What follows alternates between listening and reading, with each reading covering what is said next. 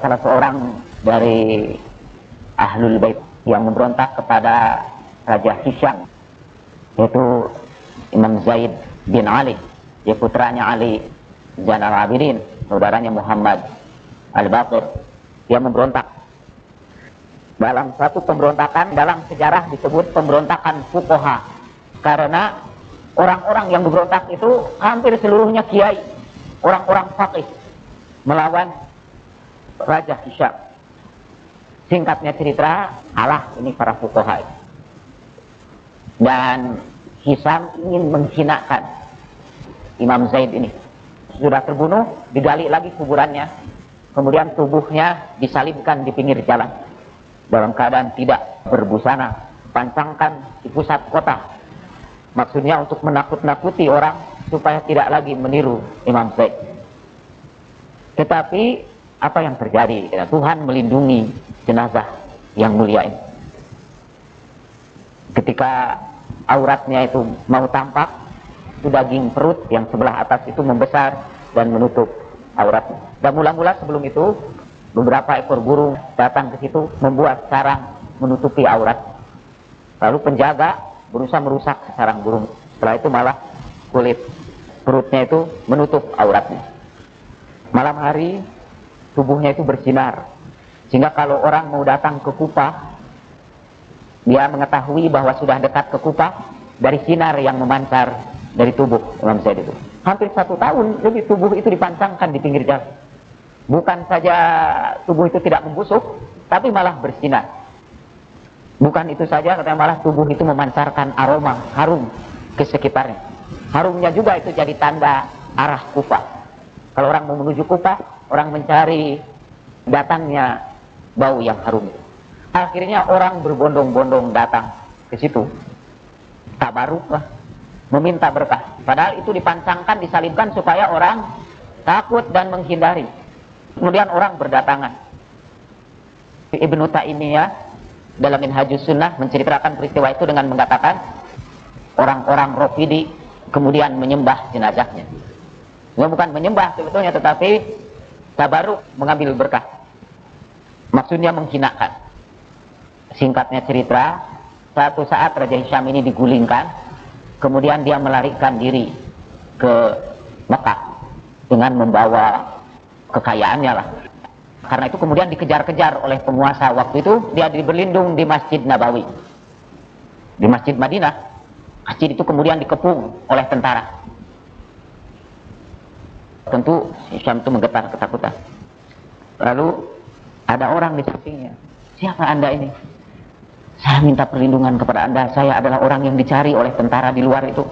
Baik, saya lindungi Anda. Ikut saya. Dia mula-mula takut juga. Tidak, ikut saya. Kita keluar. Itu keluar, orang ini berkata kepada penjaga di situ, saya minta izin nih mau keluar. Orang ini meminjam unta saya sudah seminggu dan tidak mengembalikannya. Sekarang saya ketemu orang ini dan saya sekarang meminta orang ini menunjukkan unta saya ini. Silakan ya ibna Rasulullah, silakan hai putra Rasulullah. Dibawa keluar. Jauh dari tempat itu, orang itu tentu berterima kasih sekali karena sudah dibebaskan dari penangkapan. Dan dia ingin mengucapkan terima kasih. Dia mengeluarkan kekayaan yang dia bawa itu, rangkaian mutiara, ditolak oleh orang itu. Saya minta Anda menerima ini sebagai tanda terima kasih saya.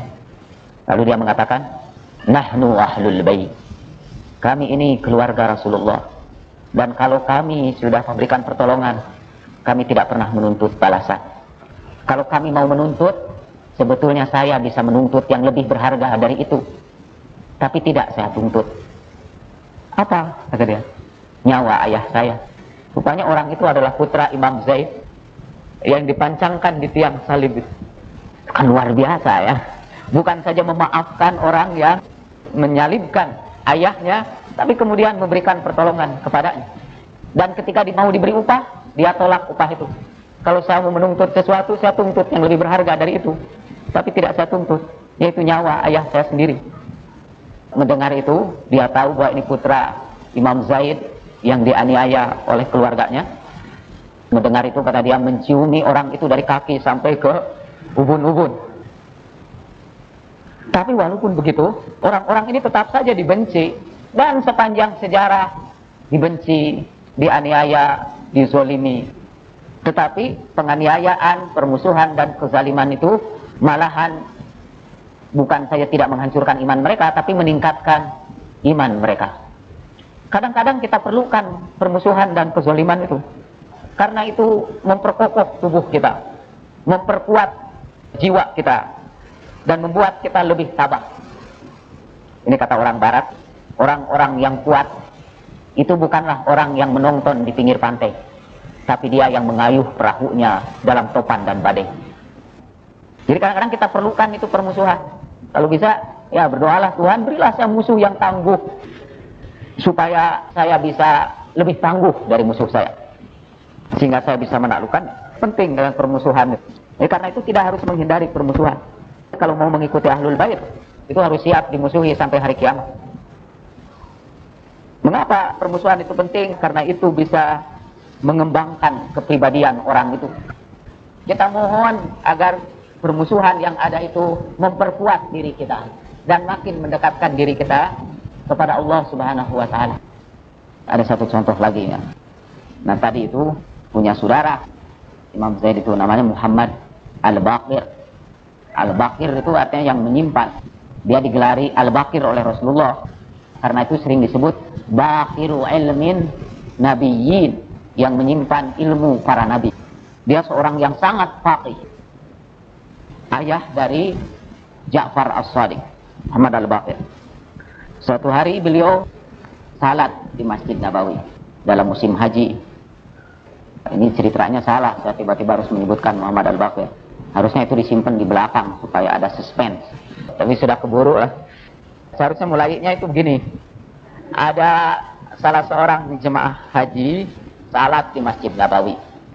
Selesai salat, dia keluar masjid. Dia baru menyadari bahwa uangnya itu hilang. Jemaah haji biasa sering membawa uangnya dalam kantong. Kadang-kadang diselipkan pada ikat pinggangnya. Jemaah haji Indonesia tidak jarang sambil ihram pun pakai sabuk untuk menyimpan uangnya. Karena kata mereka, ini memang dijahit sabuk ini, tapi tidak termasuk kain. Nah, dia hilang uangnya. Balik lagi, dia mencari uang itu di masjid. Tidak ada uang itu. Dan hanya menemukan orang yang sedang salat. Dia tunggu sampai dia mengucapkan salam. Begitu dia mengucapkan salam, langsung saja orang itu dicaci maki. Kamu pura-pura salat khusyuk, padahal kamu ngambil duit saya. Serahkan uang saya. Karena dia tadi di situ dan sekarang tidak ada uang itu. Lalu ada orang yang salat. Bahasa Sunda mah moal neangan jurig nu teu kadeuleu. Tidak akan mencari hantu yang tidak kelihatan. Dimarah-marahi, dicaci maki. Lalu orang yang salat itu bertanya, "Berapa uang Anda itu?" Dia sebutkan sekitar 10.000 dinar atau semacam itulah. Lalu orang itu mengeluarkan uang. Ambillah. Pulang dia. Orang itu meneruskan salat lagi. Sebelum dia keluar di masjid, kantong uangnya itu ketemu. Rupanya dia lupa, bukan di sana dia salat itu, tapi di tempat yang lain. Orang-orang yang pernah naik haji tahu kan, seringkali lupa itu di mana pertama kali salat kalau di Masjid Nabawi itu, karena seringkali tempatnya itu hampir sama. Ketemu, wah dia malu kan, sudah mencaci maki, sudah ganggu orang yang salat, dia dikasih duit lagi, dia balik lagi, menemui orang itu, nunggu lagi, dia minta maaf dan mau mengembalikan uangnya itu. Minta maafnya itu macam-macam lah, karena sudah merasa berdosa sekali. Lalu orang itu berkata, "Nahnu ahlul bait, idza wahabna syai'an la nasta'idu." Kami ini ahlul bait, kalau sudah memberikan sesuatu, kami tidak pernah memintanya kembali. Pulang dia cerita kepada kawan-kawannya. Ada orang aneh lah di masjid itu. Sudah saya caci maki, saya tuduh pencuri, itu boro-boro marah, malah memberikan uangnya. Ya, lalu disebutlah bahwa itu Muhammad Al-Baqir, salah seorang di antara cucu Rasulullah Sallallahu Alaihi Wasallam. Saudara lihat itu ya, memaafkan terhadap musuh-musuh yang menyakiti. Bayangkan sudah mengganggu salat, menyakiti hati, menuduh sebagai pencuri. Kalau kita pencuri, dituduh pencuri, tidak sakit hati. Seperti kalau Anda Syiah dituduh Syiah, tidak sakit hati.